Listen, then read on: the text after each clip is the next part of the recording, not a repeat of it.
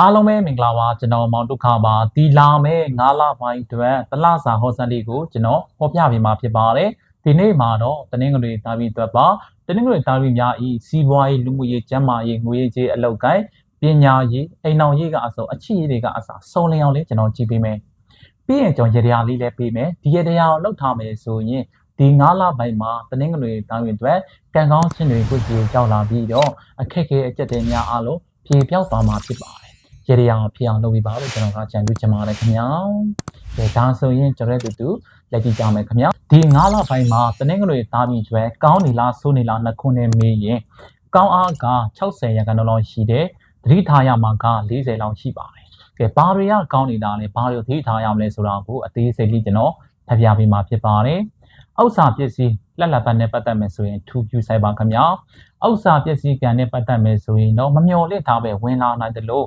့မမျှော်လင့်ထားပဲစုဆောင်တဲ့ဟာတွေဘလုံတော့တတ်ပါတယ်ဒါကြောင့်ဒီချိန်ဒီကာလမှာထူးပြဆိုင်ရမှာကခြံဝယ်မဲ့ကိစ္စတွေ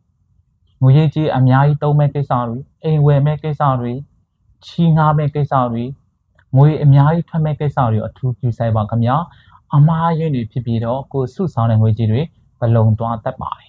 ကောင်းနေတာတခုကမမျှော်လင့်ထားပဲလက်လက်ပတ်တွေဥစ္စာပစ္စည်းတွေဝင်လာတတ်ပါတယ်ခင်ဗျာဒီအချက်ကတော့အရန်ကောင်းတယ်လို့ဆိုရပါမယ်မိတ်ဆွေခံနဲ့ပတ်သက်မယ်ဆိုရင်ထူးပြဆိုင်ပါခင်ဗျာလူယုံမထားသေးပါဘူးကိုအရန်ခင်ရတဲ့မိတ်ဆွေတွေအရန်ယုံကြည်ရတဲ့သူတွေကကိုတစ္ဆာဖောက်သွားတတ်ပါတယ်ကောင်းသောမိတ်ဆွေတဲ့ကိုဒုက္ခပေးမဲ့မိတ်ဆွေကပိုများနေတဲ့ကာလတစ်ခုဖြစ်ပါတယ်ဒါကြောင့်မိတ်ဆွေနဲ့ပတ်သက်တာတကယ်ချင်းအပေါင်းကြီးရောင်းရင်းနဲ့ပတ်သက်တာထူးပြဆိုင်ပါခင်ဗျာကိုဖျက်ဆီးတတ်ပါတယ်ဒါကြောင့်မို့အထူးပြဆိုင်ပါလို့ကျွန်တော်ကကြံပြချင်ပါတယ်ခင်ဗျာ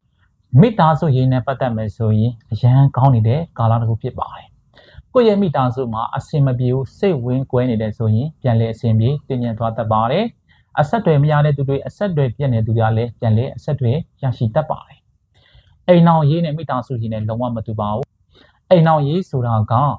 ကိုယ့်ရဲ့အိမ်အောင်ဘက်နဲ့ပတ်သက်တာမိသားစုရေးဆိုတာကိုယ့်ရဲ့ညီကောင်မောင်နှမမိဘတွေနဲ့ပတ်သက်တာ။ဒါကြောင့်မို့အိမ်အောင်ရေးနဲ့ပတ်သက်မယ်ဆိုရင်လည်းကောင်းပါတယ်။အိမ်အောင်ရေးအဆင်မပြေတဲ့သူတွေအိမ်အောင်ရေးကွဲကွာနေတဲ့သူတွေ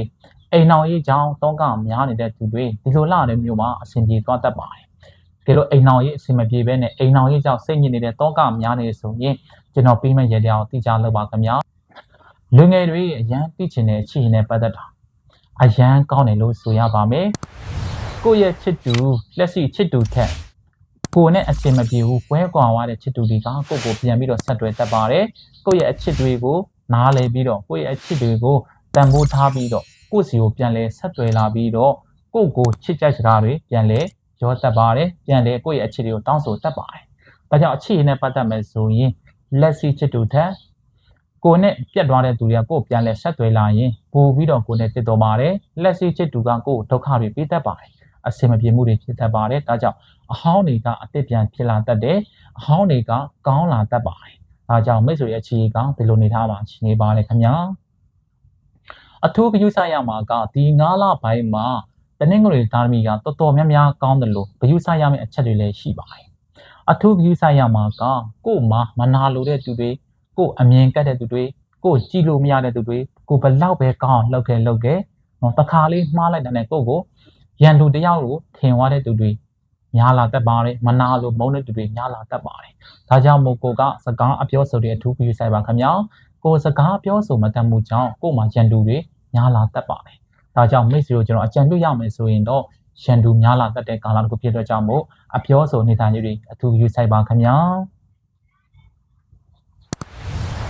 ကျမရေးနဲ့ပတ်သက်မယ်ဆိုရင်တော့ဒီ9လပိုင်းမှာအနာနဲ့ဆေးနဲ့တေဝါတာမျိုးအနာနဲ့ဆေးနဲ့တွေ့တော့တာမျိုးတွေကြုံတွေ့ရတတ်ပါတယ်ကျမရေးနဲ့ပတ်သက်ရေးပြအပြတော့ကျမရေးကောင်းတယ်ဆိုရပါမယ်ယာရီဥတုအပြောင်းလဲကြောင်းကျမရေးတွေတခါပြန်ညံ့သွားတတ်ပါတယ်ဒါပေမဲ့စိတ်မပူပါနဲ့ကျမရေးနဲ့ပတ်သက်မယ်ဆိုရင်အထူးကောင်းမွန်နေတဲ့ကာလတစ်ခုဖြစ်ပါတယ်အထူးပြုဆိုင်ရမှာကဘာသာတရားနဲ့ပတ်သက်တာရုပ်တရက်အားနေတော့တတ်ပါတယ်ဘာသာလိုက်လေးပေါ့နော်အလုတ်မအားတော့၎င်းအလုတ်ရှုပ်နေတော့၎င်းပေါ့နော်အကြောင်းကြောင့်နဲ့ကိုယ့်ရဲ့ဘာသာရေးကိုအားနေတော့တတ်ပါတယ်ဒါကြောင့်ဘာသာရေးနဲ့ပတ်သက်မယ်ဆိုရင်အထူးပြုဆိုင်ပါခင်ဗျာဘာသာလိုက်လေးကိုဖြစ်အောင်လေးလုပ်ပေးပါလို့ကျွန်တော်အကြံပြုချင်ပါတယ်တနင်္ဂနွေသားတွေအနေနဲ့ကိုမွေးထားတဲ့သားသမီးတွေရှိတယ်ဆိုရင် တာကျိုးကခံစားခွင့်ရှိပါတယ်သမီးအကျိုးကလုံးဝခံစားခွင့်မရှိပါဘူးသမီးအတွက်ကြောင့်ကို့မှာတောကများလာတတ်ပါတယ်တောကတွေရတတ်ပါတယ်ဒါကြောင့်ကိုကသမီးမိန်းကလေးမွေးရတဲ့ဆိုရင်အထူးယူဆိုင်ပါသွားတဲ့လာတဲ့အစားအရေးကြီးကြည့်ဖို့ရန်ရည်ကြည့်ပါတယ်ခင်ဗျာပညာရေးနဲ့ပတ်သက်တာအလုပ်အင်တာဗျူးနဲ့ပတ်သက်ရင်တော့ကောင်းပါတယ်အဆင်ပြေပါတယ်ကျူးဆိုင်ရမှာကတငယ်ချင်းအပေါင်းအသင်းတွေကြောင့်ကိုယ့်ရဲ့ပညာရေးတွေအလုပ်အင်တာဗျူးတွေထိခိုက်သွားတတ်ပါတယ်ဒါကြောင့်တငယ်ချင်းမိတ်ဆွေတွေအထူးယူဆိုင်ပါလို့ကျွန်တော်ကအကြံပြုချင်ပါတယ်ခင်ဗျာအလုပ်ကန်နဲ့ပတ်သက်မယ်ဆိုရင်ကောင်းပါတယ်ခင်ဗျာအထူးယူဆိုင်ရမှာကကိုက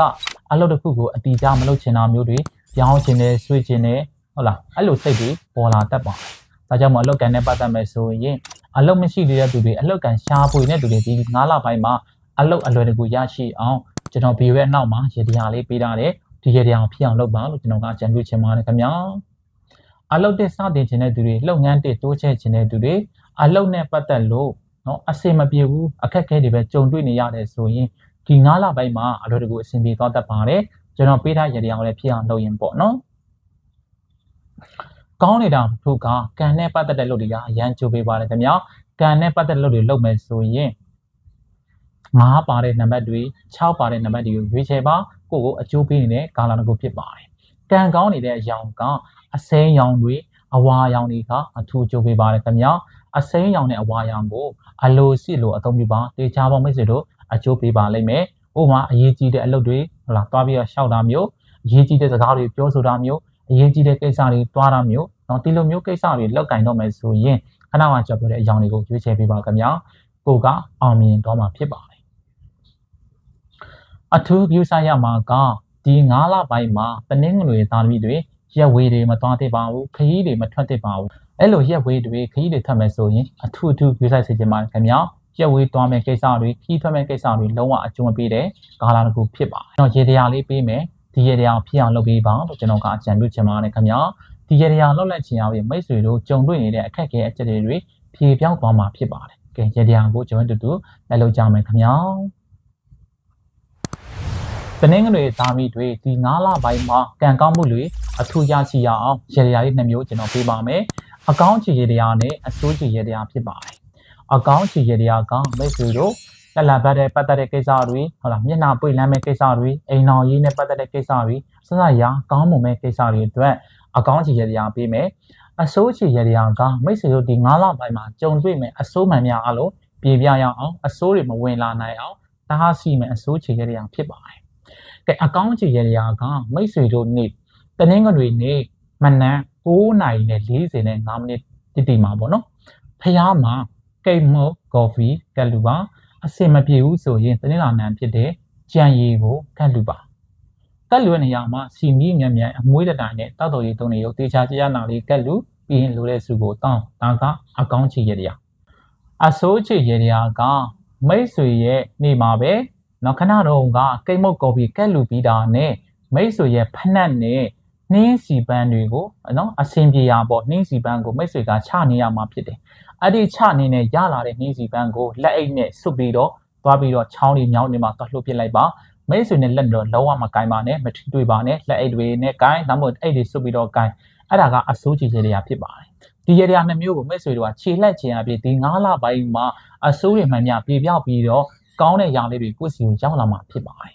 ကျုံမိတ်ဆွေနားလည်မယ်လို့ထင်ပါတယ်နားမလည်တဲ့သူတွေလည်းဒါကျွန်တော်ကို comment မှာပြန်ပြီးတော့မေးပါတေချာလေးကျွန်တော်ပြန်ရှင်းပြပေးပါမယ်ခင်ဗျာနှစ်အစကနေနှစ်ဆုံးကောင်းတော့နမိတ်ကောင်းတော့တိတ်ကောင်းတော့ငွေချင်းနဲ့ပြည့်စုံပြီးပျော်ရွှင်တော့မိသားစုတွေပိုင်ဆိုင်နိုင်ကြပါစေခင်ဗျာနောက်နေ့မှာပြန်လည်ဆုံတွေ့ကြပါဗီဒီယိုလေးအဆုံးမတက်ခင်မှာအကူကြီးတစ်ခုကြောင့်တောင်းချင်ပါခင်ဗျာကိုလိုမျိုးပဲဒီ9လပိုင်းမှာတနင်္ဂနွေသားမီမြင်တွေ့ရအောင် share ချင်းဝင်မြချင်းဖြင့်ကုတို့ယူလိုက်ပါလို့ကျွန်တော်ကအကြံပြုချင်ပါတယ်ဒါမှပဲမိတ်ဆွေနဲ့ကျွန်တော်ကကုတို့ထပ်တူရမှာဖြစ်ပါတယ်မြင်တွေ့သွားတဲ့သူတွေကလည်းအဆင်ပြေသွားတယ်ဆိုရင်သူတော်အကျိုးကိုမိတ်ဆွေတို့ပေးတာခံရမှာဖြစ်ပါတယ်ကျုံမိတ်ဆွေတွေနောက်နေ့မှာပြန်လဲဆုံတွေ့ကြပါ